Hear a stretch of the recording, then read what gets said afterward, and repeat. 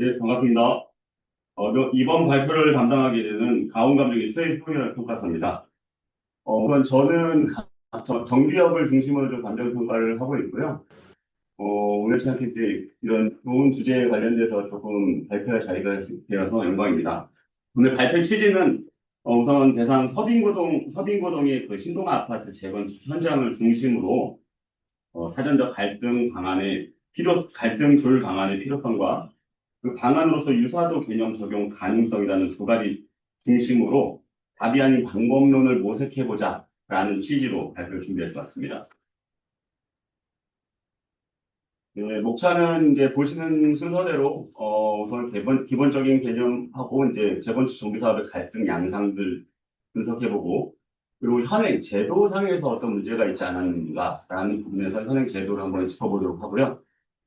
저희가 지금 도입하는 제가 제시하는 방식에 대한 어떤 이론적 토대가 어떤 것인지 찾아보면서 그 방안으로서 사전적 갈등 조율 절차의 도입과 실험적 예시를 살펴보며 정책적 마무리를 보도록 하겠습니다. 먼저 서론입니다. 재건축 정비 사업은 노후 주거지의 물리적 정비뿐만 아니라 동시에 자산가치의 재분배 과정이면서 조합원들 간의 집단적인 의사 결정 과정이라는 본질을 갖고 있습니다. 하지만 최근 현장에서 공통 현상이 발생되고 있습니다. 예를 들어 이제 조합원 간의 이해관계 충돌이 심화되면서 여러 서브그룹들이 형성되고 합의 도출이 지연되는 현상에서 사업의 장기 지연이나 좌초되는 것이 바로 그 현상입니다. 오늘 본 발표가 진단하는 핵심은 이런 갈등이 단순 의사소통 문제가 아니라 구조적인 문제가 아닌가라는 시작점으로 접근했습니다. 본 발표의 이제 핵심 진단을 미리 한 문장으로 말씀드리면 갈등의 근원은 사업 초기 단계에서 토선적 조율 메커니즘 부재라고 생각했습니다. 이런 진단에서 두 가지 메시지가 도출되었습니다.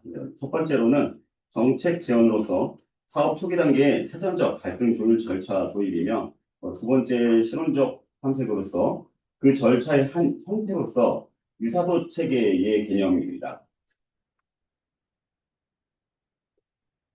어, 본 발표를 다섯 가지로 한번 정리를 해봤습니다. 재건축 갈등의 구조적 특성을 규명하고 현재 제도의 사후적 한계를 진단해서 이제 의사결정 이론의 통합적 검토를 하였습니다. 네 번째, 사전적 조율 절차의 일반적 요건도 한번 도출해봤고, 그리고 제가 제시하는 실론적 예시로서 유사도 체계의 개념을 제시해보려고 합니다. 발표의 범위는 재건축 사업 현장을 한정을 했고요. 이제 발표의 성격은 어떤 답을 저희가 정해드리는 게 아니라 방법론으로서 학회의 논의 출발점이 좀 되고자 해봤습니다. 재건축 갈등 구조를 먼저 이해하기 위해서는 먼저 이제 조합원들의 자산 구조를 좀 살펴봐야 합니다. 아파트라는 동질적인 자산 구조로서 내부에는 다차원적인 속성 차이가 존재한다는 특성이 있습니다. 보시는 앞에 자료 화면처럼 다차원적 속성으로는 면적, 층수, 향, 공 위치, 조망, 채광, 평면 등이 존재하고 있습니다.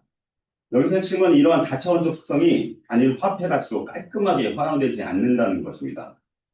이러한 속성에 대한 각 집단의 다양한 주장이 존재할 수 있기 때문에 이를 사후적 배분 절차로서는 효과가 곤란해서 그에 따라 자연스럽게 사전적 조율이 필요하다고 생각합니다.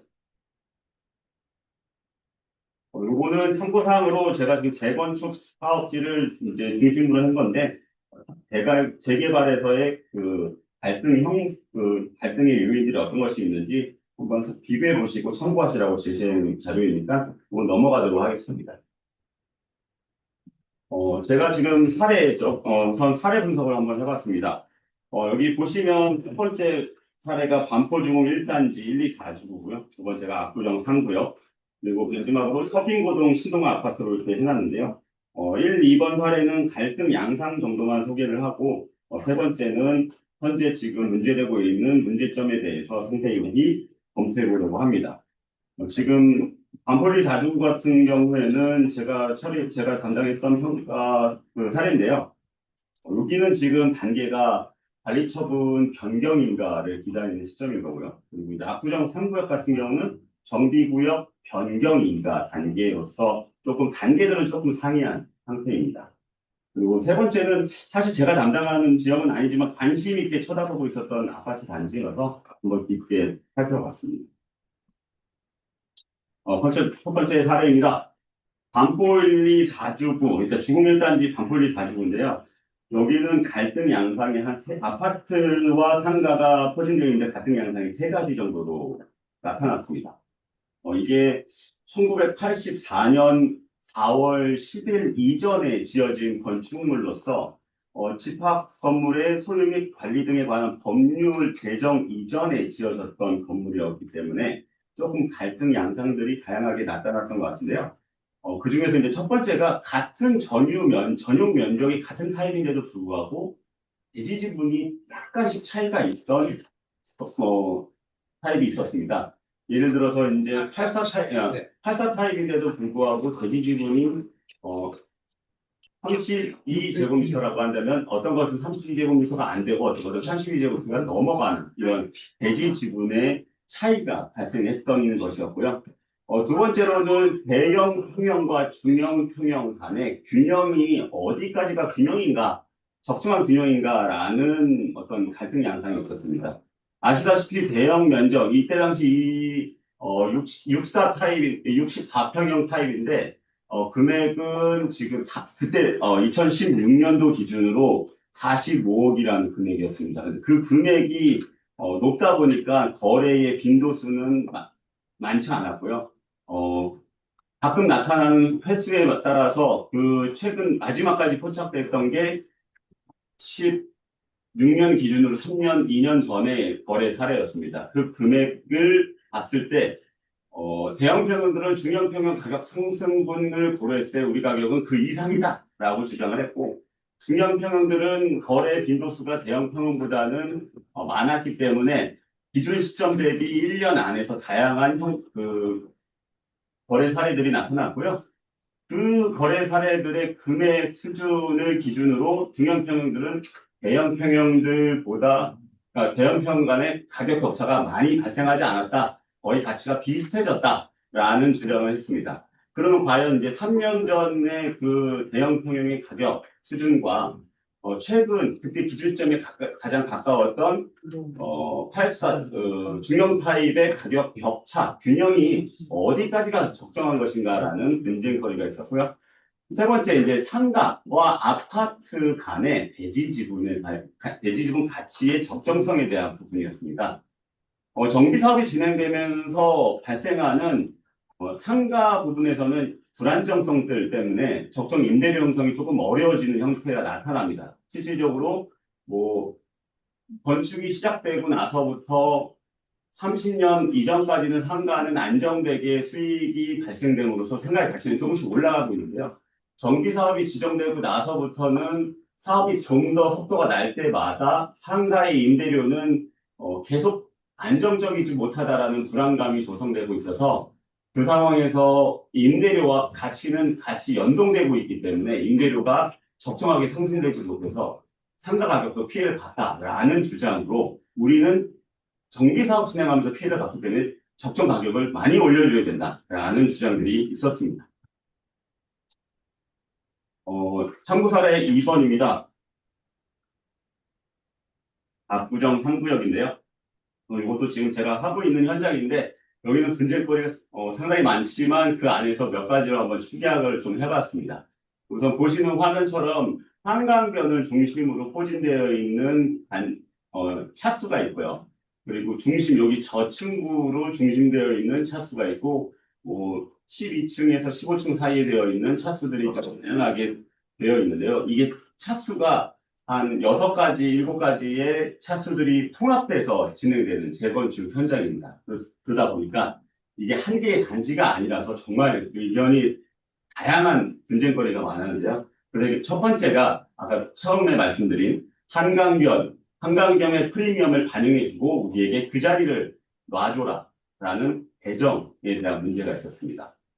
그리고 두 번째로는 과거에는 사실 이 압구정이 한강변은 시끄러운 동네였다. 그리고 이게 시끄럽고 했기 때문에 문도 못 여는 그런 단점이 있었다. 그래서 예전에는 역에 가까운 아파트가 비쌌고 학교에 가까운, 초등학교에 가까운 아파트가 비쌌다.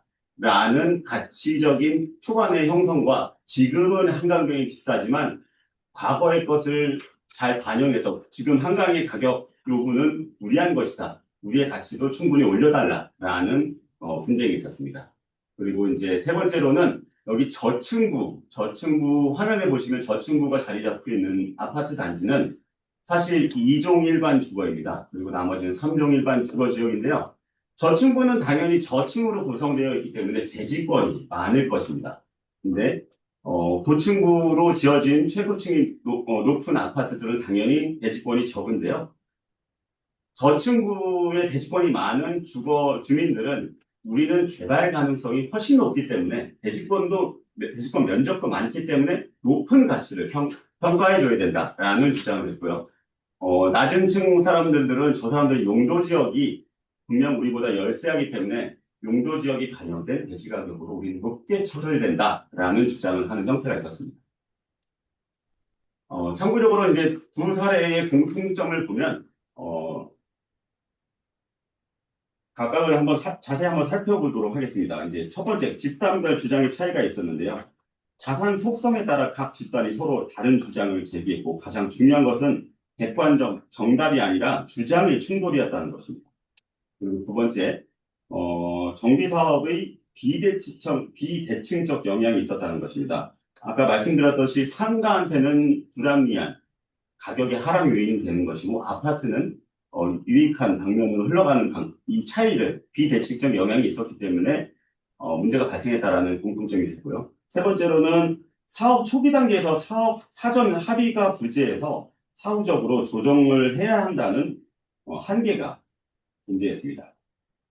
이러한 세 가지 공통 양상의 시사점은 사전적 조율 절차의 부재라는 구조적 문제가 보편적인 문제라는 점이었던 것 같습니다. 본 발표는 다음 장에서 이제 서빙고동 신동 아파트를 중심으로 한번 다시 살펴보도록 하겠습니다.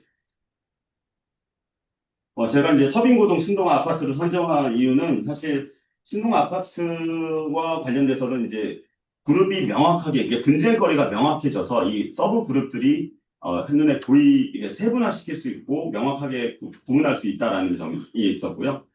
여기는 다른 지역과 다르게 이제 조합과 그 조합원들 간 평형 서브 그룹 간의 합의가 발생됨으로써 경로의 의존성이 발생되는 어떤 사례였던 것 같습니다.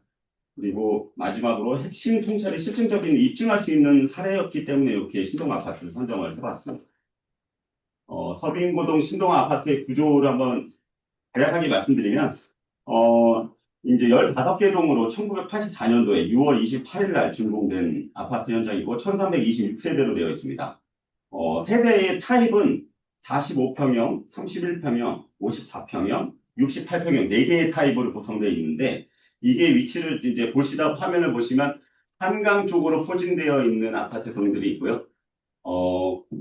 용산공원을 바라볼 수 있어서 공원뷰가 있는 아파트가 있습니다. 그리고 요 중간에 끼인 아파트 단지가 있는데 이건 이제 대형 평형 면적입니다. 그러니까 서로 이제 세 가지 그룹이 주장하는 바가 각각 다른데 대형 평형은 당연히 대지 지분이 상당히 많은 것이다라고 해서 이 대지 지분을 잘 반영해서 가격이 높게 나와야 된다라는 주장하고 한강변에 가까운 사람들은 지금 요즘 한강 프리미엄이 좋으니 한강변에다가 배치를 해주고 난 그런 유사한 면적 등으로 가게끔 해다오라는 어떤 그룹이 되어 있었습니다. 그리고 역하고 가까운 역세권 또는 공원뷰라는 이 31평형하고 45평형들은 이 예전에 이런 공원뷰가 상당히 좋다라는 것 때문에 프리미엄을 넣고 들어왔기 때문에 지금도 높게 받아야 된다.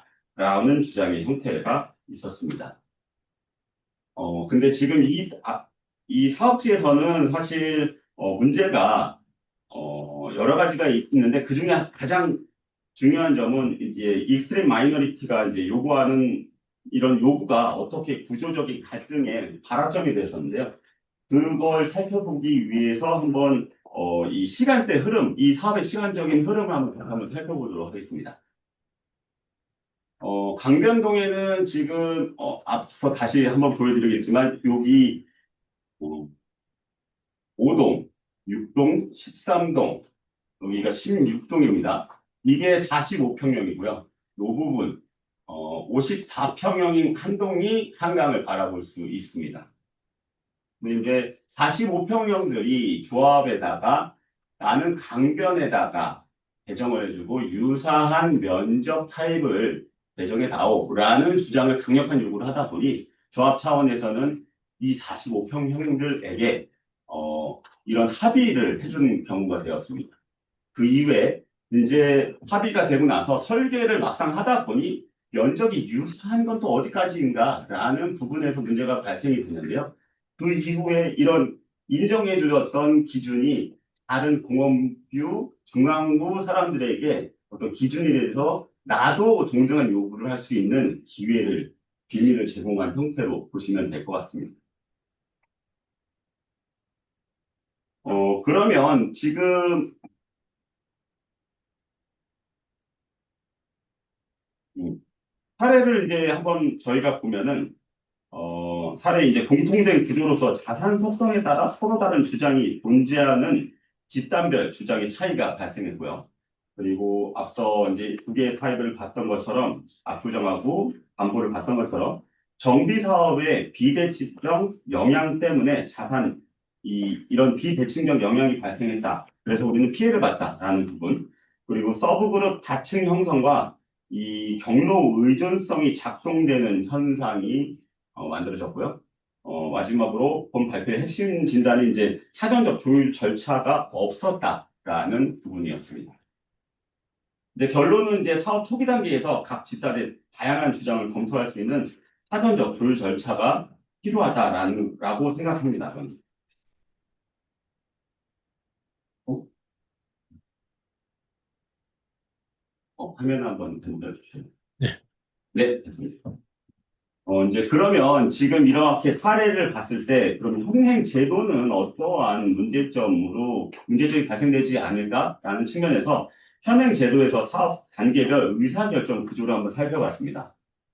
정비 사업은 사실 조합이 설립되고 나서 정비계획 시행 계획이 인가가 나고 그다음에 관리처분 계획 수립이 되고 나서 인가가 난 후 분양이 되면서 나중에 이주 철거 그리고 다시 들어오는 구조로 되어 있습니다. 그 안에서 이제 조합원들에게 의견 결정 구조를 할 수 있는 구조는, 의사 결정을 할 수 있는 데는 사업 시행 계획하고 관리 처분 계획, 요 정도라고 보시면 될 것 같은데요. 사업 시행 계획 단계에서는 이제 추정 분담금만을 통지해 줌으로써 이제 간략한 정보를 제공하고, 이 결정된 설계안이 아니라 아직 미확정된 설계안으로서의 개략적인 정보만을 제공했던 것입니다. 그래서 이제 이 설계안에 대해서 어떻게 바꾸자, 변형이 필요하다라는 의견들이 영향을 미칠 수 있는 절차까지는 아니었던 것입니다. 그리고 이제 관리 처분 단계라고 본다면은 이 부분에서는 도정법, 그러니까 도시및주거환경정비법 74조하고 76조에 따라서 저희 감정평가사들이 감정을 평가를 합니다. 그래서 종전 여러분 그 조합원들의 권리가액을 산출해주고 그리고 종부자산, 이제 분양받을 아파트의 가격을 제시함으로써 분양 신청을 받는 과정인 건데요. 이건 이제 단순히 화폐가치 환산의 중심 배분 방식으로서 각 집단, 서브그룹들 간의 어떤 집단들, 그룹들 간의 어떤 의견이 반영되는 것이 아니고 저희가 객관적으로 가격을 내서 칭화를 만드는 그런 단계라고 보시면 될 것 같습니다. 그러면 지금 앞서 보신 그런 절차 제도 안에서 조금 어떤 문제가 있지 않았느냐라는 거를 한번 얘기해 보려고 하는 건데요. 지금 사후적 배분 절차는 이제 권리가의 기준이라는 거기 때문에 어떤 정리가 잘 되어 있는 구조로 되어 있습니다. 관리 처분 부분에서. 그리고 사후적 분쟁 조정이라는 사업 시행 계획 이후에 계속 분쟁이 발생되면 분쟁 조정 위원회를 통해서 분쟁을 해결해 보자라는 게 있는데요. 결국 여기 조합원들이 자기가 살 곳에 대해서 살 곳에 대한 부분을 의견을 표출하고 반영할 수 있는 것은 사업 시행 계획에 대해서 반영하는 건데 그 사업 시행 인가가 나면 어떤 본인들의 의사를 반영할 수 있는 구조는 없다라고 보여집니다. 그래서 사전적 조율이 안 되고 있는 구조적인 문제가 발생하고 있다라고 분석해 봤습니다.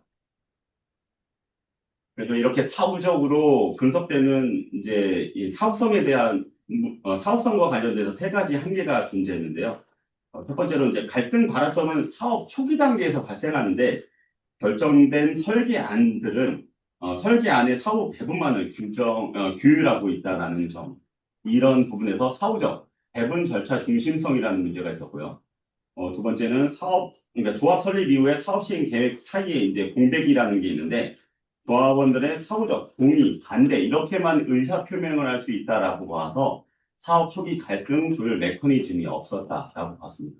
그리고 마지막으로 이제 개념적인 부분인 건데요. 유사평형에 대한 이제 어떤 관행적인 용어 모호성이 존재하고 있었습니다. 이는 이제 법적인 정의가 약간 부족한 것 같아서 서브 그룹 간의 이제 연쇄적인 요구로 바로 직결되고 있었던 것 같습니다. 그렇다면 이제 현행 제도, 이제 분쟁 조정 제도가 하나 있는데, 그러한 제도가 이런 한계를 보완하고 있는지 한번 의구심이 들었는데요. 도시분쟁조정위원회에서는 사실 이제 결론적으로 보면은 분쟁 조정 제도 자체도 사후적인 장치라고 보시면 될 것 같습니다. 사업 시행 계획 인가 이전에는 사실 분쟁조정위원회까지 갈 수 있는 구조도 안 되고 의견이 서브그룹들 간에 하나의 의견이 뭐 이렇게 가보자, 분쟁조정위원회로 가보자라는 의견조차도 협의가 안 되는 그런 분쟁 상태였다라고 보시면 돼서 결론적으로는 현행 제도가 전반적으로는 사후적인 해결책을 제시하고 있어서 사전적 조율 절차의 도입이 조금 필요하다라고 생각하면서 이런 그런 사전적 조율 절차의 도입과 관련해서는 문제점이 있다라고 해서 넣기보다는 어떤 학문적, 이론적인 근거는 또 무엇이 있을까라는 고민을 한번 해봤습니다. 이론적, 저희가 이제 제가 살펴본 바에서는 의사결정 이론 관점에서 이제 재건축 사업의 본질 두 가지 틀로 한번 살펴보도록 하겠습니다. 먼저 이제 파레토 최적과 칼도 균형입니다. 이제 누구나가 손해보려고 하지 않는 게 재건축 사업이고, 이제 파레토 최적은 그래서 이제 달성하기가 어려운 상태입니다. 다만 이제 전체 혜택이 비용보다 크면 후생이 개선된다는 칼도 균형은까지는 가능하다고 보았으면서 다만 이 칼도 균형이 되려면 보상 메커니즘이 사전에 설계되어야 한다라는 개념이 필요할 것 같습니다. 그리고 이제 두 번째는 게임 이론인데요. 한정된 자산을 배분하는 것이 이제 재건축 사업이라는 것인데요. 본질적으로는 제로성 게임 구조를 갖고 있습니다. 한 사람이 누리는 이익은 누군가의 손해가 되는 것이고, 이 구조에서 여러 서브 그룹들이 각자의 이익을 합리적으로 추구하면 비효율성이 발생되고 있기 때문에 이를 회피하기 위해서 게임 규칙을 사전에 합의해야 한다고 생각했습니다. 그리고 이제 이론적 토대 중 가장 중요한 핵심 근거를 말씀드릴 건데요. 결과 중심의 협상은 왜 수렴이 어려울까요? 이유는 이제 각자의 결과가 미리 계산 가능하기 때문에 자신에게 불합리한 결과 수용은 유인할 수 있는 방법이 없게 되는 거고요. 그렇기 때문에 협상 수렴이 곤란한 것입니다. 반면에 방법 중심의 합의는 조금 다릅니다. 방법 합의는 결과 예측이 불가능하게 되고 절차의 공정성에 동의했기 때문에 사후적으로 승복 가능성이 높아지게 될 것입니다. 이것이 이제 본 발표가 사전적 조율 절차가 왜 필요한지에 대한 핵심 이론이었습니다. 여기서 더 나아가 이제 재건축을 단순히 타적 거래가 아니라 도시 계획적 의사 결정으로 본다면 절차적 정당성은 더욱 중요하게 되어집니다. 도시계획은 이제 퍼블릭 디시전이고 이제 디시전 테어리는 최적의 결과가 달성되지 않는다고 증명되어 있습니다. 따라서 누구나가 받아들일 수 있는 절차의 정당성이 좀 필요하게 됐다고 봅니다. 그리고 익스트림 마이너리티와 사일런스 메이저리티의 관계입니다. 이게 조직된 이제 조직적인 이제 소수가 변화를 주도하고 한 그룹의 요구가 관철되면서 새로운 기준이 만들어지면 다른 서브 그룹들의 주장의 정당성이 형성되면서 이 경로의 의존성이라는 문제점이 발생되고 있습니다. 따라서 절차의 정당성과 경로의 의존성을 차단하기 위해 보편적 사전 조율 절차가 필요하다고 생각합니다.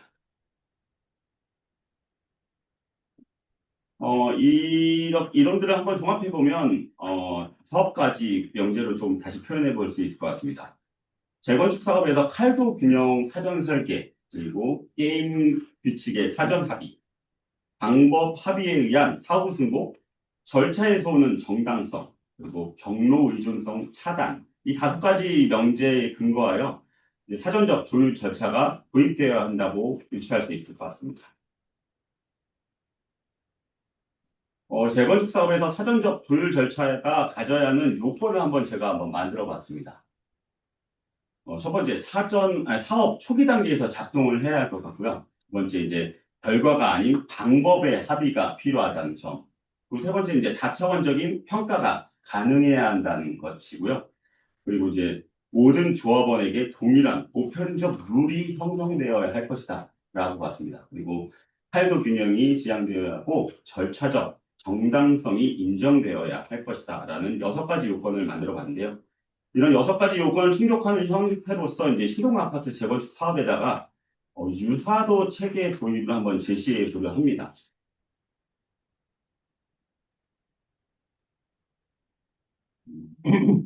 유사도 체계를 설명하면 앞서서 이제 이거 제가 말씀드린 것은 어떤 답이 아니라 이제 실험적인 것이다라는 것과 이 6가지 요건을 한번 제가 만들어 봤지만 이 6가지 요건에 충족한다면 다양한 형태의 메커니즘으로도 가능할 것이다라고 이제 생각하시면서 제가 말씀드리는 것을 조금 들어주셨으면 좋겠습니다. 유사도 체계의 작업 정의는 이제 보시는 바와 같이 종전 자산과 신축 자산 간의 다차원적 속성을 정량적으로 비교, 평가해서 두 자산 간의 동등성을 정도로 표현하는 지표에 대한 개념입니다. 지금 신동 아파트 같은 경우에는 기존 유사평형이라는 어떤 방식으로 단일 차원으로 얘기를 했으며 관행적으로 약간 모호한 개념이 있었어요. 그리고 이제 어떤 보편적 룰이 아니라 어떤 하나의 예외적인 룰을 적용한 방식이라고 한다면 제가 오늘 말씀드리는 거는 조금 다차원적으로 다양한 부분을 반영해서 표현하는 것이고 정량적으로 이제 명확한 개념이면서 보편적인 룰이다라는 차이점이 있습니다. 앞서 제가 말씀드린 6가지를 충족하는 건지에 대해서 한번 살펴봤는데요. 이제 조합 설립 후에 이제 사업 시행 계획 이전 단계에서 용역 업체를 좀 선정을 해가지고 예를 들면 이제 컨설팅 업체라든지 대학의 연구 용역 등을 통해서 평가의 틀 설계를 한번 해보는 겁니다. 그리고 측정 방법, 가중치 선정 방식을 사전에 주민들이 조금 합의를 해보는 것이고요. 그리고 그 안에서 이제 면적, 조망, 향, 층수 등 다차원적인 특성을 포괄시키는 것입니다. 그리고 이제 모든 조합원에게 동일한 평가 방식을 적용하고 유사도와 분담금을 연계해서 유사도가 낮으면 높은 분담금을 분담시키던 아니면 너무 낮지만 가격이 떨어지는 것이면 낮은 분담금을 연계하는 방식으로 접근하고요. 평가 방법 자체에 사전적인 합의를 반영한다면 6가지 이 요건에 충족하게 되는 겁니다. 유사도 체계가 이제 도시계획 분야에서는 실현 가능성을 갖는 이유에서는 이제 검증된 반복론들이 이제 존재하고 있기 때문입니다. 다차원적 속성에 대한 정량화에서는 해동이 가격 모형이라는 것과 가독성 효용 이론이라는 모형이 있고요. 가중치 산정에서는 AH 기법이 있습니다. 본 발표는 오늘은 사실 이제 구체적인 산식까지는 제가 제공하는 것은 아니고 이제 이런 방법들이 있다라는 것을 남겨서 소송 논의로 조금 과제를 남기고 싶었습니다. 적용 단계를 한번 제가 구성해 봤는데요. 이 유사도 체계의 적용은 3단계로 조금 이제 설명할 수 있을 것 같습니다. 첫 번째, 조합 설립 후의 용역 선정 단계인데요. 어떤 속성을 평가할 것인지, 가중치는 어떻게 산정할 것인지에 대한 사전에 설계하는 단계로 보시면 되고요. 두 번째, 사업 시행 계획 수립 이전. 아까 말씀드렸듯이 사업 시행 계획 수립이 되면 거의 뭐 주민들의 의견은 다 이제 반영하기는 어렵다, 변경하기 어렵다라는 측면에서 이전에 이 유사도 체계가 나타나야 될 것이고 그렇게 됨으로써 주민 주도의 설계안이 도출된다라는 3단계인데요. 지금 이 3단계는 기존에는 원래 그러니까 정비 사업 관련돼서는 사업성 중심으로 저희가 설계를 보통 해왔던 그런 관례적인 거에서 주민 주도의 설계로 전환된다라는 기회를 줄 수 있다는 측면에서 큰 의미를 갖게 될 것입니다. 이제 어떤 방법이든 이제 한계가 존재할 수 있을 거라고 생각을 해서 이제 실용적 예시로 제가 유사도 체계를 말씀드렸는데요. 그 유사도 체계를 적용했을 때 좀 한계도 있을 이 한계를 한번 말씀드려 보도록 하겠습니다. 첫 번째, 속성 선정, 가중치 산정의 주관성이 다분히 개입될 여지가 존재하고 있습니다. 그리고 두 번째로, 재건축 사업은 장기 사업이기 때문에 가중치가 어느 시점에 산정되었는지, 그리고 그 산정된 가중치가 안정성은 얼마나 있는 것인지를 검증이 필요하다는 것입니다. 그리고 이제 방법론, 이해 능력, 참여 도구, 사용 능력과 같은 조합원들의 디지털 리터러시 격차가 발생할 수 있습니다. 따라서 이제 이런 시범 사례 검토가 선행적으로 필요할 것이라고 예상하고 있습니다. 정책적 제어는 이제 보시는 바와 같이 재건축 정비 사업의 의사결정 구조에는 사전적 갈등 조율 절차가 도입되어야 한다라는 것입니다. 여기서 오늘 제가 말씀드린 발표에서 주의할 점은 유사도 개념을 도입하자라는 게 아니고 어떤 특정한 모델을 반영해야 된다라는 내용은 아닙니다. 단지 이제 사전적인 갈등 조율 절차로서 사업 초기 단계의 사전적 조율 메커니즘 그 자체를 말하는 거고요. 다양한 구현 형태가 가능하다라는 점이 말씀드리겠습니다. 이제 도입 경로 부분입니다. 이거는 개인적인 부분보다는 이제 오늘 학회에서 발표하다 보니까 학회에 계신 분들에게 조금 전달해서 이렇게 반영하는 건 어떻겠느냐라는 부분을 말씀드리려고 하는 건데요. 도전법, 92조 광정 정비법은 사실 이제 포괄 전국 단위의 법률이기 때문에 이런 개정을 하려면 광범위한 사회적 합의도 필요하고 그리고 부동산이라는 것은 지역성이 있기 때문에 지역적 갈등 양상이 좀 더 다를 수도 있습니다. 그래서 법적으로는 반영이 조금 어려울 것 같고요. 지역성을 고려한 측면에서 조례 정도에서는 반영이 가능할 것 같은데 이제 이러한 사전적 갈등 조정 과정을 반영해볼 수 있는 고민을 해보자라는 취지였습니다. 그래서 이제 제가 없기 때문에 필요하다, 문제점이 발생하기 때문에 필요하다라는 것들은 조금 주장이 빈약한 것 같은데요. 그래서 이제 저희 학회나 연구자 측에서도 이제 비판적인 논리를 통해서 학문적 검증을 조금 해봐가지고 그런 검증 과정이 있다라고 한다면 조례에도 나중에는 도입될 수 있지 않을까라는 생각을 해봤습니다. 이제 본 발표를 마치면서 이제 아까 처음에도 말씀드렸듯이 이제 정책적 제언과 실용적 탐색 두 가지를 말씀드렸는데요.